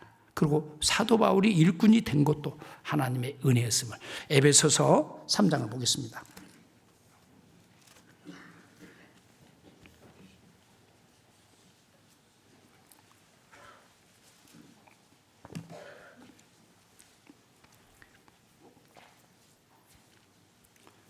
에베소서 3장 7절 보겠습니다. 이 복음을 위하여 그의 능력이 역사하시는 대로 내게 주신 하나님의 은혜의 선물을 따라 내가 일꾼이 되었노라. 모든 성도 중에 지극히 작은 자보다 더 작은 나에게 이 은혜를 주신 것은 측량할 수 없는 그리스도의 풍성을 이방인에게 전하게 하시고 영원부터 만물을 창조하신 하나님 속에 감추었던 비밀의 경륜이 어떤 것을 드러내게 하려 하심이라. 정말 사도 바울이 사도 바울처럼 살아갈 수 있었던 모든 바탕, 중심은 오직 은혜다라는 말씀입니다. 여기 이 복음을 7절에 복음을 위하여 그의 능력이 역사하신 대로 내게 주신 하나님의 은혜의 선물을 따라 이 모든 것은 은혜요. 주님의 선물이다. 참 이 놀라운 그 주님의 은혜에 대해서 너무 크게 경험하고 맛본 그리고 그 주님의 은혜를 따라 사는 삶을 통해서 계속되는 주님의 은혜를 경험하면서 이렇게 내가 일꾼이 되었다. 모든 성도 중에 지극히 작은 자보다 더 작은 나에게 이 은혜를 주신 것은 나를 구원받은 것도 은혜요. 주님의 고난에 참여할 수 있는 것도 은혜요. 복음을 전한 것도 은혜고 내 모든 삶은 주님의 은혜로 가득 찬 삶임을 고백하고 있습니다. 정말 사도 바울을 사도 바울 되게 한 것은 은혜였습니다. 그 열심 노력이 아닙니다. 의지가 아닙니다. 우리 삶도 마찬가지입니다. 참 이렇게 세월이 지나면서 점점 느껴지는 것은 그렇다. 주님의 은혜였구나. 이렇게 젊었을 때 아니면 뭐 이렇게 군마다 얼마 안 돼서 뭔가 내 용기도 있고 뭔가 내 열정이 뭔가 할 수 있을 것 같은 그런 때도 있었지만은 지나고 보면 여전히 은혜구나. 우리 교회 보면 참 은혜구나. 저도 이제 가끔 이렇게 시간이 이제 지나다 보니까 이제 이 교회 저 교회 다니다가 제가 인천에 오게 됐는데 이제 더 이상 갈 곳이 없어지더라고요. 갈 곳이 없어요. 쭉 하다 보니까 그래서 이제 가끔 이렇게 어려울 때 함께 했던 성도들이 이제 벌써 연륜이 지나가지고 은장애를 맞고 그러면서 만나면 이야기해요. 목사님, 한 일도 없이 세월만 다 지났어요. 가만히 생각하면 정말 그렇잖아요. 그럼 나도 생각해보니까 제가 한 일은 없습니다. 내가 뭘 했겠어요? 내가 뭐 특별하게 얼마나 헌신을 했으면 얼마나 특별하게 한 일은 없습니다. 그런데 놀라운 것은 우리 교회에 보면 역시 하나님이 일하셨구나. 하나님이 함께 하셨구나. 하나님이 우리를 사용하셨구나. 그런데 한 가지 분명한 사실은 그런데 그때 또 지금도 여전히 교제 가운데 함께 하심 안에 나도 있다. 그렇다면 주님 앞에 서게 될 때 막 크게 부끄럽지는 않지 않을까. 그러면서 크게 위로가 됨을 경험하게 됩니다. 한 90세국난 정말 지났습니다. 그러나 내가 한 일은 없지만 그때도 교회 함께 했었고 비록 작은 일이지만 나도 참여했고 작은 헌신, 작은 봉사였지만 내가 할 수 있는 만큼 나도 함께 할 수 있었던 것이 정말 은혜구나. 그런 가운데 우리 교회가 이렇게 안산 지역에 교회 하나 세워지는 것 더 이상 바라지 않았을 겁니다. 근데 안산교회를 통해서 또 이렇게 인천 지역에 교회 하나 세워지는 것, 인천에서 서울까지가 얼마나 쉽지 않잖아요. 그런데 인천교회를 넘어서 또 주변의 교회들, 그러면서 우리 전국을 넘어서 세계 선교가 되는 것을 보면서 오직 하나님의 은혜다라는 생각을 강하게 해봅니다. 그런가 하면 사울왕, 초대 왕입니다. 그들 왕을 필요로 할 때 초대 왕은 항상 어떤 시작이고 굉장히 중요한, 그럼에도 불구하고 그는 어떻습니까? 하나님이 초대 왕으로서 하나님을 더욱더 의지하면서 나라의 기반을 잘 세울 수 있는 그 사울 왕이었음에도 불구하고 나중에 주님의 은혜로부터 멀어진 그는 점점 둔하게 되고, 그리고 자신의 고집, 욕심에 붙잡히게 되고, 주님부터 점점 멀리한 나머지 결국은 자신과 자기 자녀들까지 망하게 된 것을 보게 됩니다. 주님의 은혜로 알지 못한 삶의 끝이 그렇다는 이야기입니다. 솔로몬도 대단한 왕이었죠. 솔로몬의 지혜를 능가할 수는 아무도 없었잖아요. 솔로몬에게 넘치는 지혜도 주었고 부경화도 주었고 넓은 마음도 주었고 솔로몬에게는 부족함이 없었습니다. 그런 그가 시간이 지나면서 주님이 주신 은혜를 잊음으로 그는 점점 무뎌지게 되고 주님으로부터 멀어지게 되고, 그리고 눈에 보이는 것을 가까이 하는 가운데서 결국 끝이 망하게 되는 것을 보게 됩니다. 은혜로부터 멀어진 삶, 주님으로부터 멀어진 삶, 말씀으로부터 멀어진 삶, 끝이 그렇다는 것을 사울을 통해서, 솔로몬을 통해서 생생하게 보여주고 있습니다. 시편 31편 보겠습니다.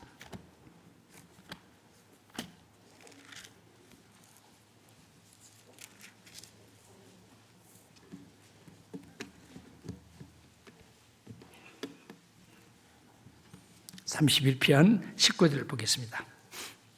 30장 19절 우리 같이 한번 읽어볼까요? 잘 아는 말씀이죠. 같이 읽겠습니다.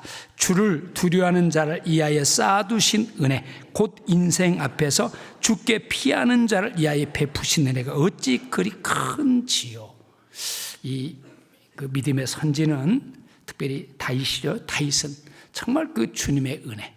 다윗은 출생 자체는 보잘것없잖아요. 그 사무엘이 이세 아들들 중에서 그 이스라엘 왕을, 사울에서 왕을 삼겠다고 했을 때 아마 그 이세 아버지도 다윗은 아마 그런 깜이라고 표현할까요? 아마 그 정도는 아니었던 것 같습니다. 그래서 너는 그냥 양이나 쳐 하고 그 형 7을 다 데리고 이제 사무엘과 함께 하는 시간을 가졌잖아요. 아마 틀림없이 하나님이 쓰신다면 이 안에서 아마 엘리압을 쓴다든가 아마 이렇게 생각했을 겁니다. 그런데 다 아니라는 거예요. 아마 그때 사무엘도 굉장히 놀라지 않았을까? 분명히 하나님이 다윗 2세 아들들 중에서 왕을 삼겠다고, 기름 부음 받은 자를 삼겠다고 했는데 아닙니다. 아마 사무엘이 굉장히 당황하죠. 하나님 절대 그런 하나님이 아닌데, 실수하는 하나님이 아닌데, 2세 아들이 다 왔는데 아니라는 겁니다. 그때 내 아들이 다냐? 라고 했을 때, 막내가 하나 있는데 막내는 그런 까면 못합니다. 막 이렇게 이야기하지 않았을까? 그리고 멈추고 식사도 멈추고 그렇게 불러오게 하고 결국은 2세 다윗을 왕으로 이제 기름을 부어서 왕을 삼게 됩니다. 그런 다윗. 그리고 주님을 자기에게는 그런 죄가 없었는데, 자기는 그런 용기가 없었는데 하나님에 대한 은혜가 중심에 자리 잡았을 때 그 골리앗도 아주 보잘것없는 어떻게 저까지 것이, 사람들은 모두가 그를 두려워하고 떨고 있었을 때 저까지 것이 어떻게 하나님의 군대를, 벌써 그 사람들 볼 때는 이스라엘 군대는 어떻습니까? 초라한 군대였을 겁니다. 골리앗이 이끄는 그 군대는, 블레셋 군대는 조직적이고 체계적이고 아주 무장도 돼 있고, 거기에 비해서 이스라엘 군대는 오합지졸 아무것도 아니었을 겁니다. 근데 다윗은 하나님의 군대를 어떻게 저것이, 정말 하나님의 은혜를 맛보고 경험한 다윗은 보는 눈, 믿음의 눈이 달랐다는 것을 알 수 있죠. 그러면서 그 다윗이 여기 주를 두려워하는 자를 위하여 쌓아두신 은혜, 곧 인생 앞에서 죽게 피하는 자를 위하여 베푸신 은혜가 어찌 그리 큰지요. 정말 하나님을 하나님으로 바로 알고 두려워한다는 것은 하나님을 경외한다는 이야기죠. 구별되어 산다는 이야기입니다. 구별되어 사는 사람, 하나님을 하나님으로 인정하고 하나님을 의뢰하는 사람을 위해서 주신, 베푸신 은혜, 준비하신 은혜가 큼을 다윗은 아마 크게 느꼈을 것 같습니다. 그렇기 때문에 14절 보겠습니다.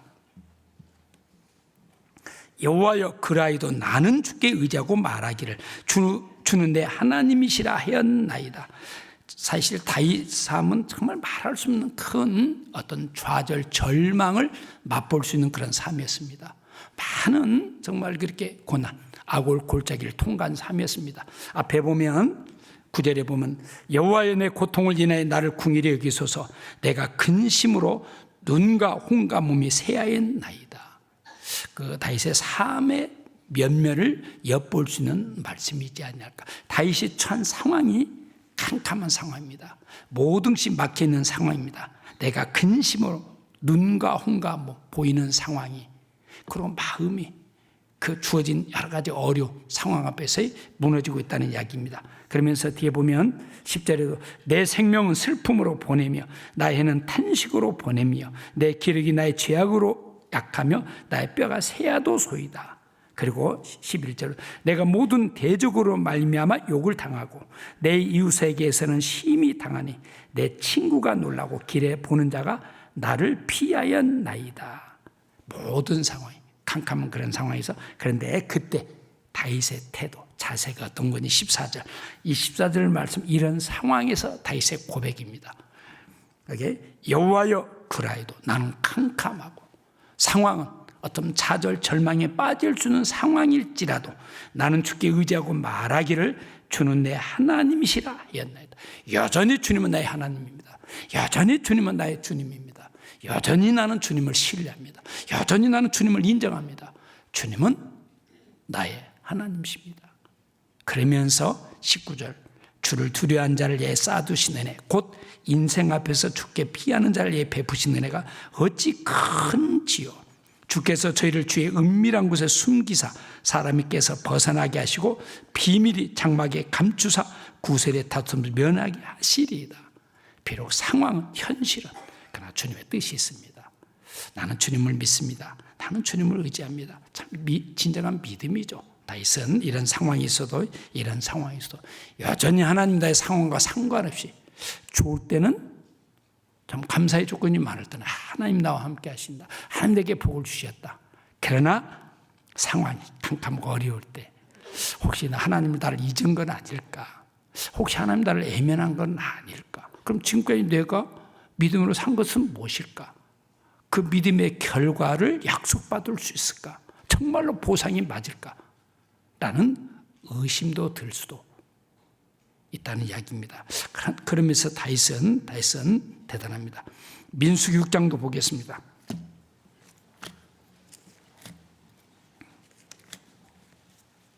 민수기 6장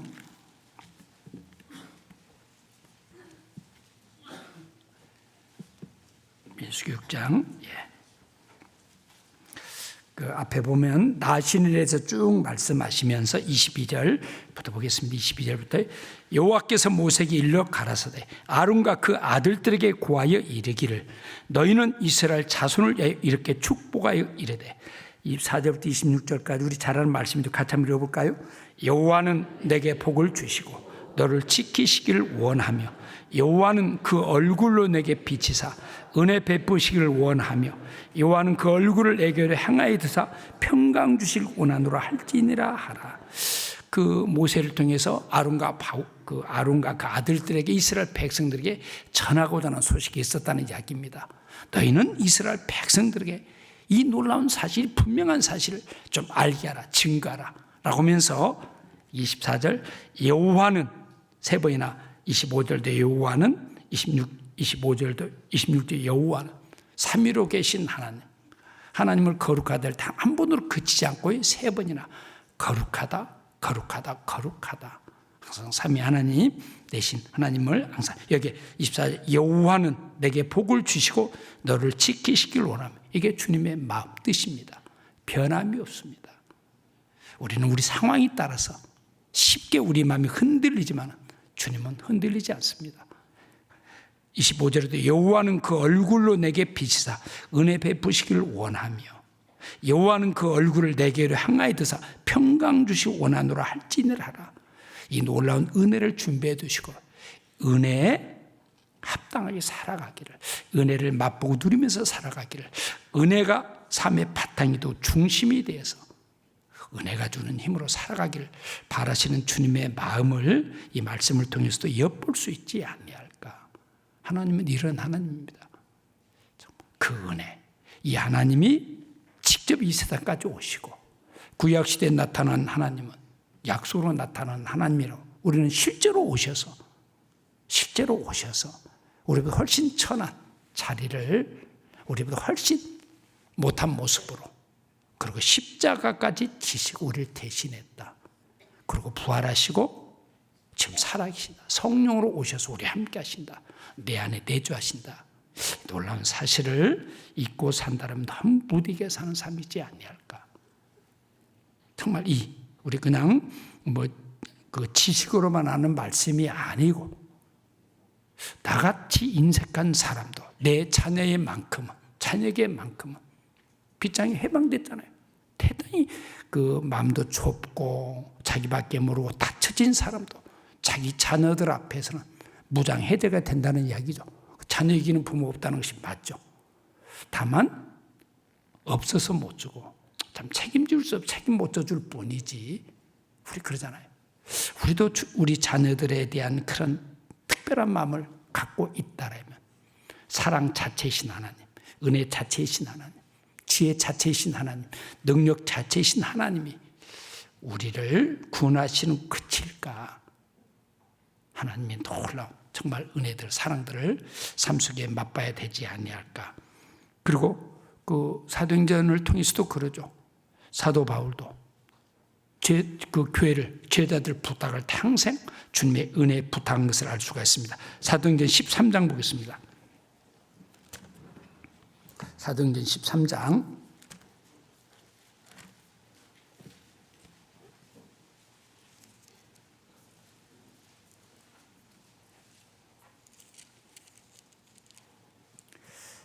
43절 보겠습니다. 바울이 복음을 전해서 군받도록 가면 하여튼 또 악한 사람들 계속 유대인들 따라다니면서 계속 이렇게 방해하고 비난하고 핍박하고 계속 그렇습니다.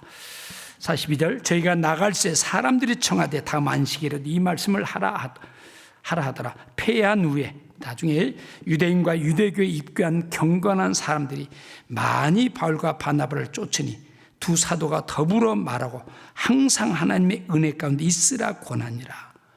비록 핍박 가운데서도 정말 구원받는 사람이 있고 정말 그 바울을 쫓고 따른 사람들이 있었습니다. 그들에게 뭐라 했습니까? 항상 하나님의 은혜 가운데 있으라. 하나님의 은혜는 구원받으로 그치지 않는다는 이야기죠. 하나님의 은혜는 멈추지 않는다는 이야기죠. 그런데 모든 삶을 살핀다는 이야기죠. 그래서 항상 하나님의 은혜 가운데, 그렇지 않으면 너희들은 흔들리고 결국은 신앙을 지킬 수 없다는 이야기입니다. 이 말씀처럼 항상 주님의 은혜, 하나님 살아계신다. 하나님은 사랑의 하나님이시다. 하나님 우리를 사랑하신 사랑을 알고 믿었느니 하나님은 사랑이시다. 그가 우리를 위하여 목숨을 버리셨으니 이래서 우리가 사랑을 알고 그래서 항상 하나님의 은혜 가운데 있으라. 하나님 은혜가 우리 마음속에 식어지고 멀어지면 우리는 환경, 형편에 붙잡히게 되고 사람의 말에 붙잡히게 되고, 그리고 어떻습니까? 내 자신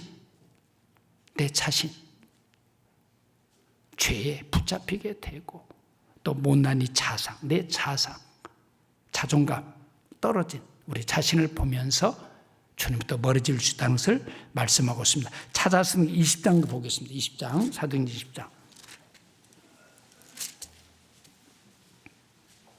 20장 32절을 보겠습니다.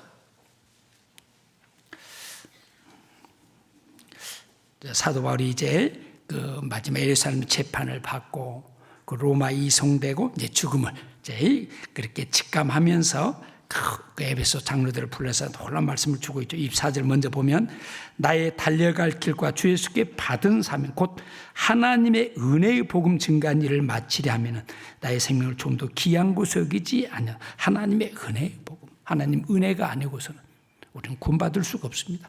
하나님의 은혜가 아니고서는 우리는 바르게 살아갈 수가 없습니다. 그것을 전하면서 그러면서 28절에도 보면 너희는 자기를 위하여 또는 온 양떼를 위하여 삼가라. 성령이 저들 가운데 너희로 감독자를 삼고 하나님이 자기 피로 사신 교회를 지게 하셨느니라.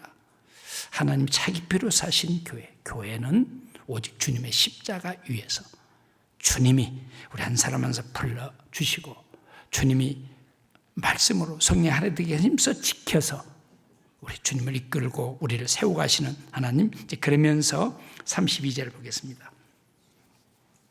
지금 내가 너희를 주와 및 그 은혜의 말씀께 부탁하노니 그 말씀이 너희를 능히 든든히 세우사 거룩히 하심을 입은 모든 자 가운데 기업 있게 하시리라.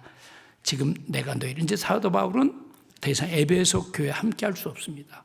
그는 이제 결국 감옥에 갇히게 되고 말하자면 고난에 참나게 되고 죽음 눈앞에 둔 상황에서 에베소 교회를 무엇에 부탁합니까? 주와 여전히 함께 하시는 주님, 여전히 일하고 계시는 주님, 여전히 우리를 돌보고 계시는 주님, 여전히 은혜, 평강 주시기 원하는 주님, 그 주와 및 그의 말씀께 부탁하노니, 말씀께 부탁하면서 변함없는 주님의 은혜, 그리고 말씀에 더욱 귀 기울이면서 말씀 붙들고 승리하는 삶을 살라라고. 그리고 이제 사도 바울은 이제 잡혀가게 되고, 그리고 이제 결국 죽음의 길을 걸어가게 된 것을 보게 됩니다. 그러면서 시편 62편 보겠습니다.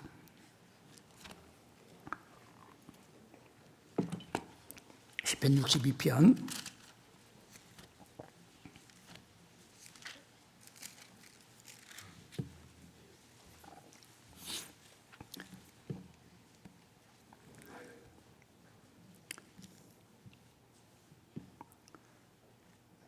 7절 보겠습니다. 7절, 60편 7절 우리 같이 한번 읽어볼까요? 나의 구원과 영광이 하나님께 있으며 내 힘의 반석과 피난처도 하나님께 있도다. 그 다윗은 나의 구원과 영광, 성경을 한마디로 요약하면 구원과 영광이라고 요약할 수 있지 아니할까. 구원을 주시기 위해서, 구원을 받을 수 있도록 성경을 주셨고, 그 다음에 구원받은 그리스도인이 품어야 될 소망이 무엇입니까? 영원한 영광입니다. 영광입니다. 하나님도 영광을 받으실 뿐 아니라 우리도 영광, 하나님이 받으시는 영광만큼, 우리가 하나님께 영광을 돌리는 만큼 우리 영광도 같이 주어지는 축복입니다. 그래서 나의 구원과 영광이 하나님께 있으며, 놀랍죠. 우리는 하나님 때문에 구원받았을 뿐 아니라 영광에 참여한 자들입니다. 영원한 영광을 소망하며 살고 있습니다. 뿐 아니죠. 그 다음 내 힘의 반석과 피난처도 하나님께 있도다. 모든 힘의 근원, 그리스도의 힘의 근원은 하나님입니다. 그래서 그 잠언 31장에 보면 세상이 작고도 지혜로운 그 짐승을 소개하면서 개미, 그러면서 사반도 나오죠. 바위사에 집을 짓는 사반. 사반은 약합니다. 언제든지 그 선에는 독수리에게 아니면 여우에게 잡혀먹어 죽을 수 있죠. 그러니까 항상 바위를 근거로 해서. 그래서 만나면 얼른 들어가면 되니까. 마치 그 반석, 우리도 주님을 모든 삶의 근거, 바탕으로. 그래서 나의 반석과 내가 의지할 분도, 피난처도. 아마 모든 분들이 하나같이, 또 우리도 느끼고 알고 있죠. 25년. 물론 작년도 힘듭니다. 서민들에서 하면 항상 힘듭니다. 그러나 올해 더 많이 힘들 것이라고. 자영업도 무너지고 있고, 직장도 로봇 AI에 밀리게 되고, 어떻게 보면 살아갈 길이 막막합니다. 사실은 이게 현실입니다. 점점 그게 심화됩니다. 그 어쩔 수가 없습니다. 그때 그 사람들은 반석도 없고 피난처 없는, 그래서 좌절하고 절망하고 스스로 목숨을 끊는 일까지도 번번 일어나게 됩니다. 신음소리, 절망의 소리, 원망과 불평의 소리, 타다는 소리가 가득 차고 있습니다. 이러한 때에 믿음의 이 선지는 다윗은 내 힘의 반석과 피난처도 하나님께 있도다. 올 한 해 우리도 이 말씀 좀 붙들고 살 수 있는 말씀이지 아니할까. 나의 구원과 영광이 하나님께 있으며, 뿐만 아니죠, 이 세상을 살아가는 힘도, 능력도, 지혜도, 피할 수 있는 곳도 내 힘의 반석과 피난처도 하나님께 있도다. 세상의 말, 좋은 소리, 희망의 소리 들리지 않는 시대, 점점 그렇습니다. 또 우리 사회는 지금 많이 이렇게 혼란 속에 있잖아요. 모든 것들이 무너져 가고 있습니다. 이거 정신 차리지 않으면 저도 기도합니다. 다만 우리에게는 전도해야 되는 일, 선교해야 되는 일, 선교는 돈입니다. 돈이 없으면 선교 못합니다. 누가 외국에서 비행기 싹 보내주면서 그 선교에 필요한 경비 대주면서 오라고 그럴까요? 아직 그런 기회는 없습니다. 우리 스스로.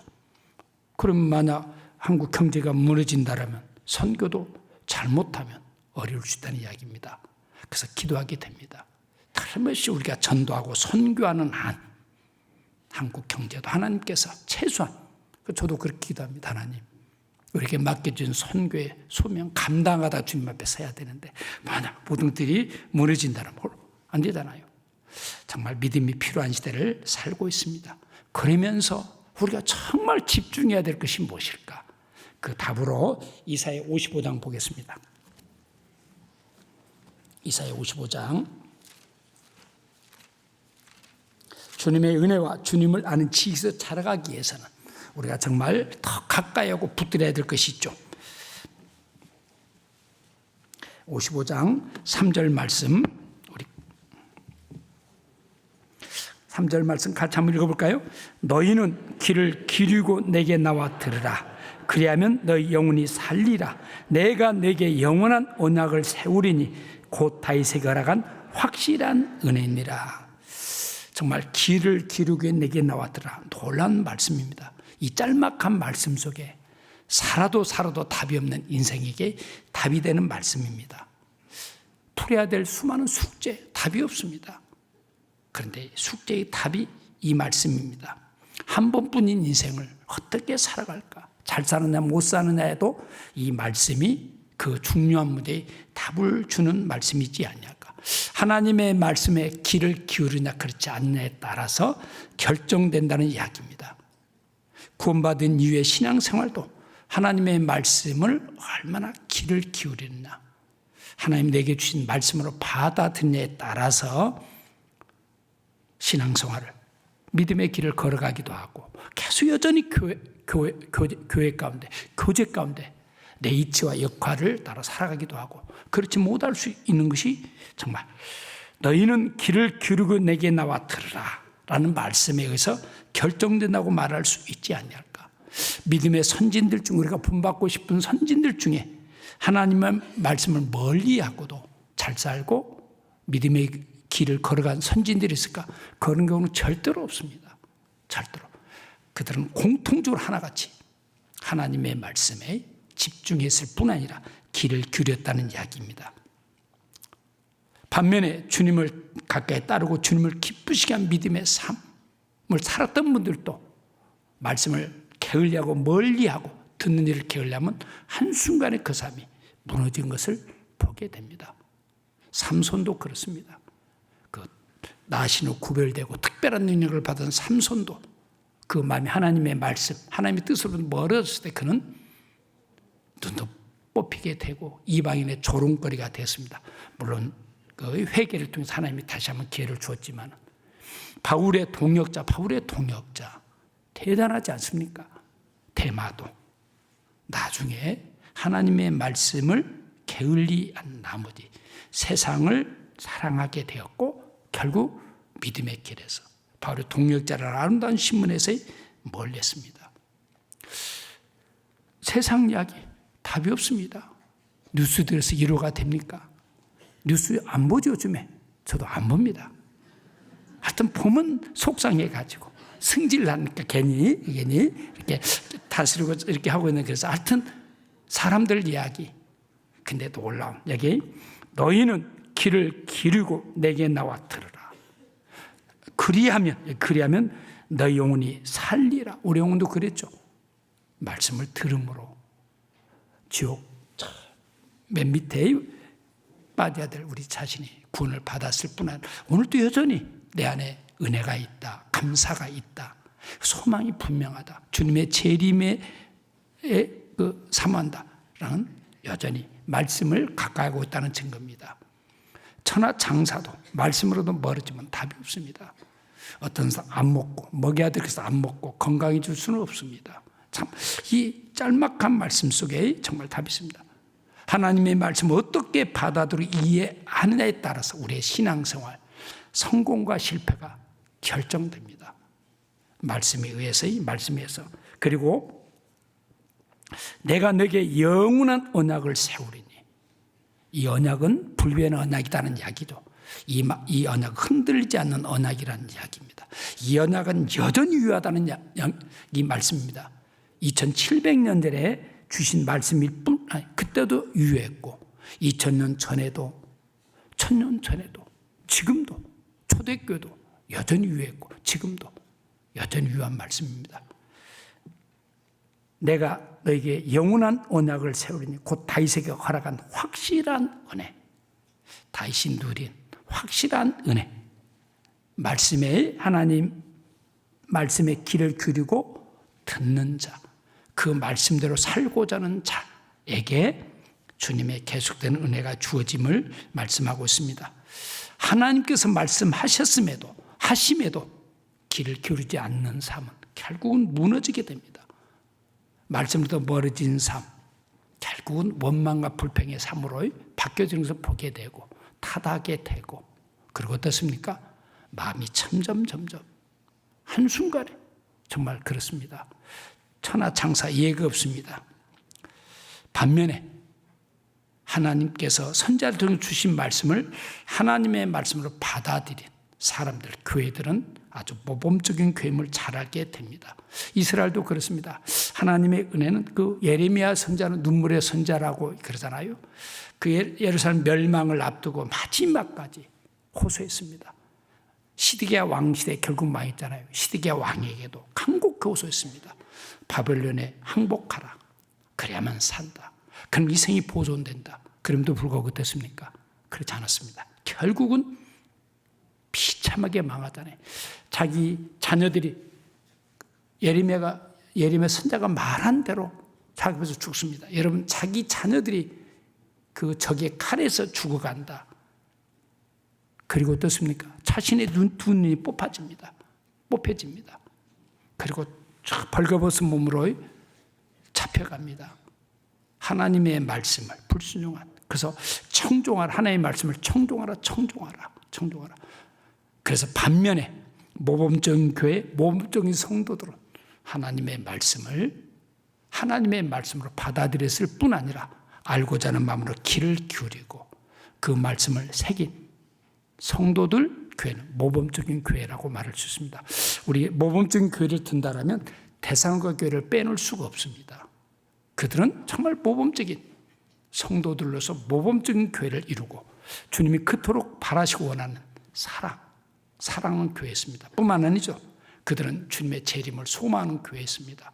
왜 많은 교회들 중에 데살로니가 교회가 모범적인 교회로 이렇게 성장할 수 있었을까, 살아갈 수 있었을까? 그 답을 찾는다는 많은 요소가 있겠지만은 데살로니가 전서 2장 보겠습니다. 데살로니가 전서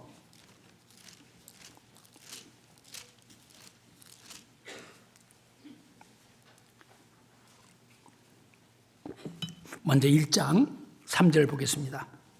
2절부터 보면 우리가 너희 무리를 인하여 항상 함께 감사하고 기도할 때 너희를 말하면 3절 같이 읽겠습니다. 너희의 믿음의 역사와 사랑의 수고와 우리 주 예수 그리스도에 대한 소망이 인내를 우리 하나님 아버지 앞에서 쉬지 않고 기억하미니. 참, 데살로니가 교회는 믿음의 역사를 나타나는 교회, 그리고 성도들 자신이 믿음의 역사에 참여하고 그 믿음의 역사를 경험하고 체험하는 모범적인 교회였습니다. 그리고 사랑의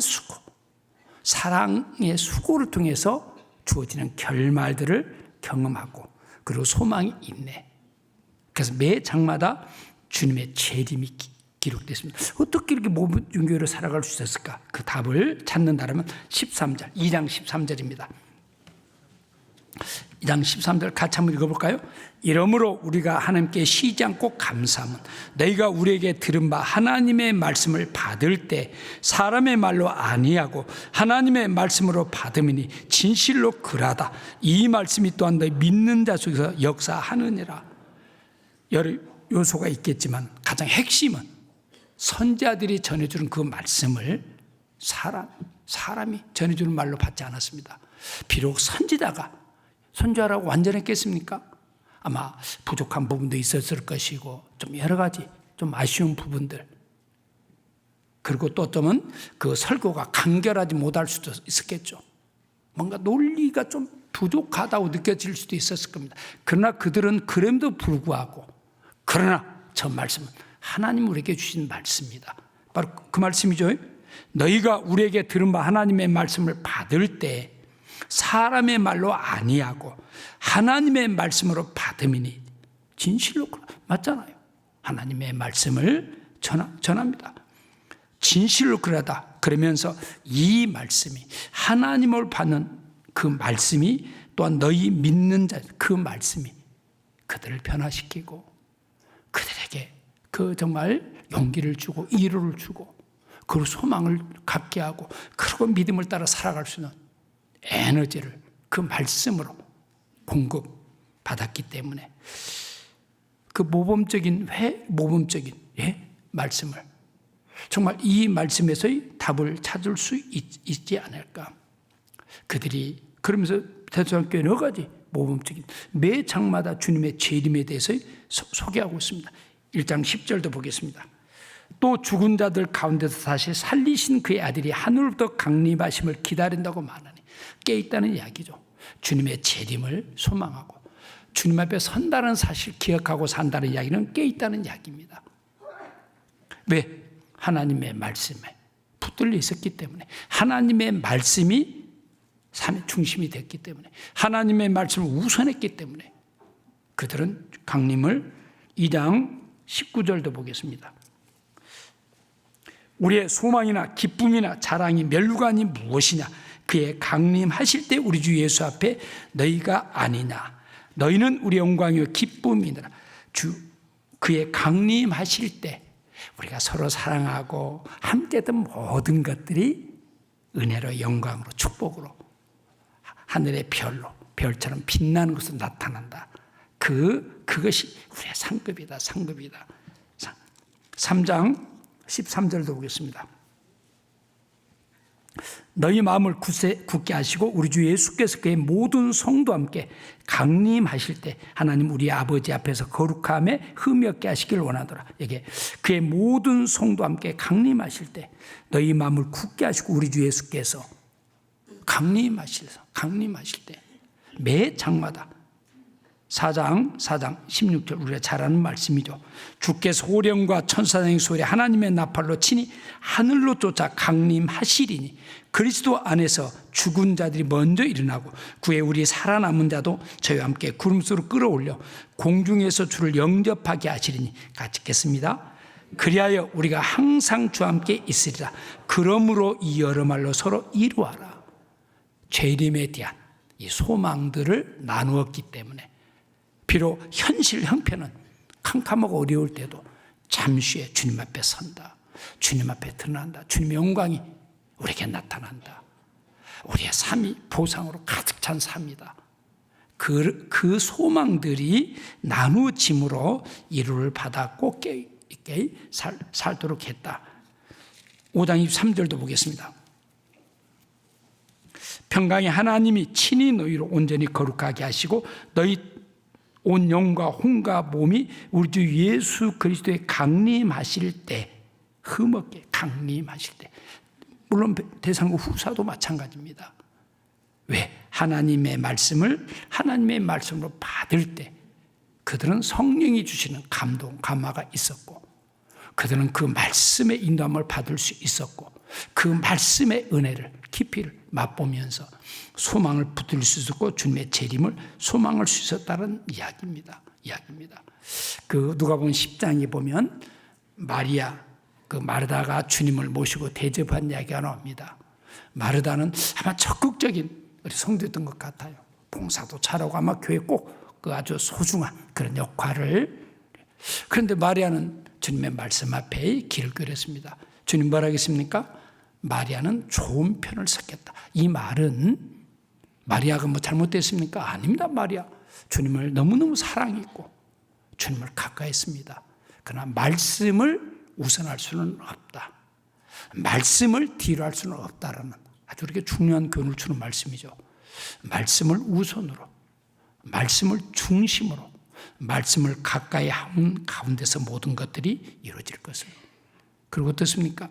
이 말씀은 하나도 그 요한계시록 22장 18절도 보면 이 예언의 책에서 하나라도 빼면 그를 하나님의 심판에서 저주에서 피할 수 없고 하나라도 더하면 그 영광에서 빠진다라고 한마디도 더하거나 추가할 수 없는 완전한 말씀을 우리에게 주셨습니다. 완전한 말씀입니다. 완전한 말씀. 여호수아가 승리하는 믿음의 삶을 힘있게 살 수 있었던 것은 무엇이었습니까? 하나님의 말씀은 말씀하신 대로 이루어진다. 우리 여호수아서 23장 보겠습니다.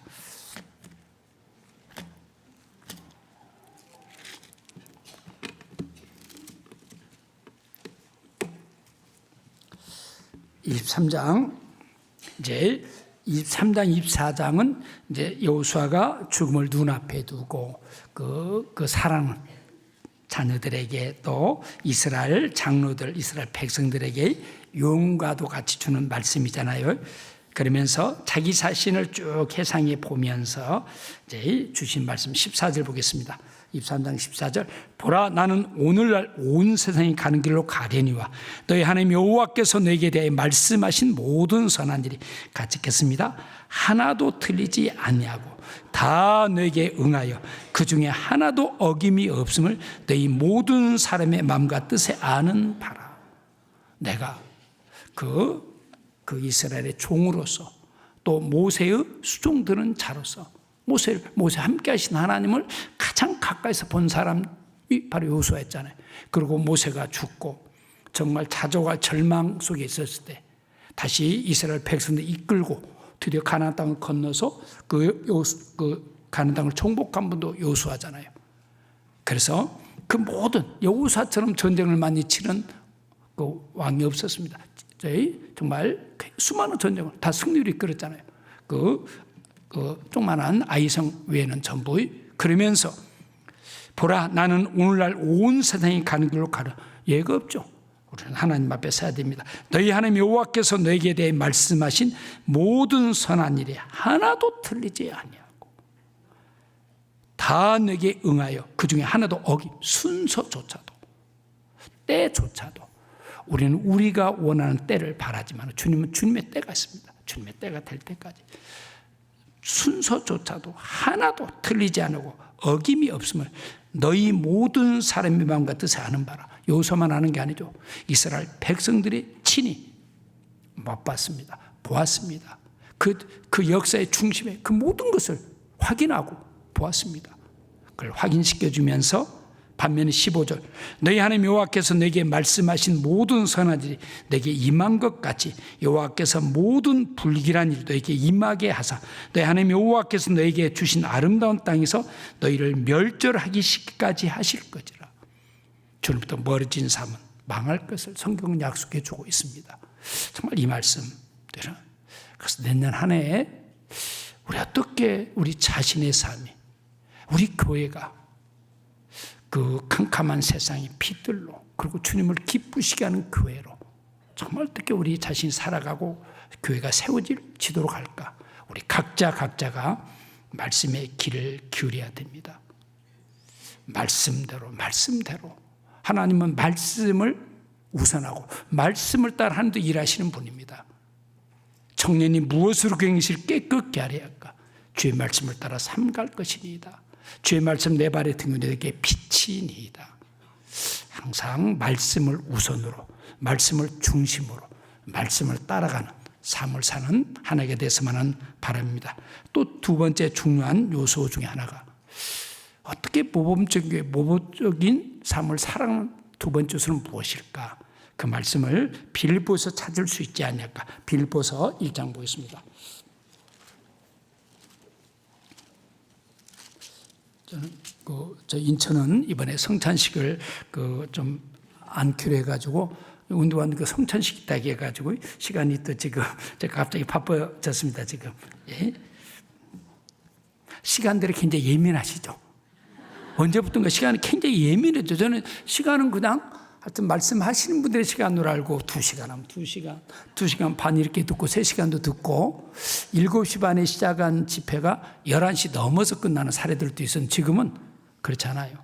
우리 그 딸아이가 하여튼 좀 중학교 1학년을 맡아가지고 한번 이렇게 한 적이 있는데 딱 그래가지고 말씀도 잘 기도 안 기를 뿐 아니라 딱 시간은 보면서 선을 넘으려고 그러네 그러면서 이제 50분 저 말씀에서 그럼 좀 이제 선을 넘네라고 하나 우리 50분 하나의 그 예상이지 좀 그 선을 넘는 겁니까? 요즘에 선을 넘네 하면서 이렇게 해서 그래서 이거 어떻게 해야 되는가 해서 고민한 그런 적이 있는데 혹시 선을 넘습니까?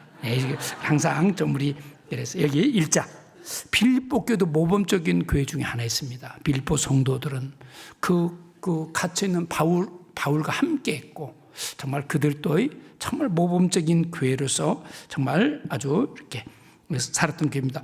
어떻게 빌립보 교회가 모범적인 교회로 주님을 기쁘시게 한 교회로 살아갈 수 있었을까? 그 답을 찾는다라면 1장 5절 보겠습니다.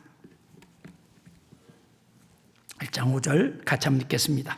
첫날부터 이제까지 복음에서 내가 교제함을 인함이라. 그러면서 6절에 너희 속에 착한 일을 시작하신 이가 그리스도 예수의 날까지 하루 이룰 줄 우리가 확신한 첫날부터 이제까지 복음에서 내가 교제함을 인함이라. 빌립보 교회가 모범적으로 살아갈 수 있었던 것은 복음을 통해 구원받았을 뿐 아니라 구원받을 때부터 복음을 우선으로 복음을 중심으로 복음의 은혜와 사랑을 나누고 복음이 주는 기쁨들을 나누면서 그 복음을 전한 일에 힘썼던 교회로 살았기 때문에 모범적인 교회로 주님을 본받는 교회로 살아갈 수 있었지 않았을까. 우리도 그러죠. 이게 정상적인 신앙입니다. 우리 구원이 조금이라도 소홀히 생각할 수 있는 구원입니까? 우리는 구원이 주는 가치, 구원이 가진 영광을 우리는 못 느끼고 살 수밖에 없습니다. 이 세상에서는. 사실 지옥 처음 이창에서 저주받을 삶이 한순간에 구원을 통해서 하나님의 자녀로 신분의 변화, 정말 출세 중에 출세죠. 그리고 하나님께는 천국에서 영원히 사는 삶으로 바뀌어졌잖아요.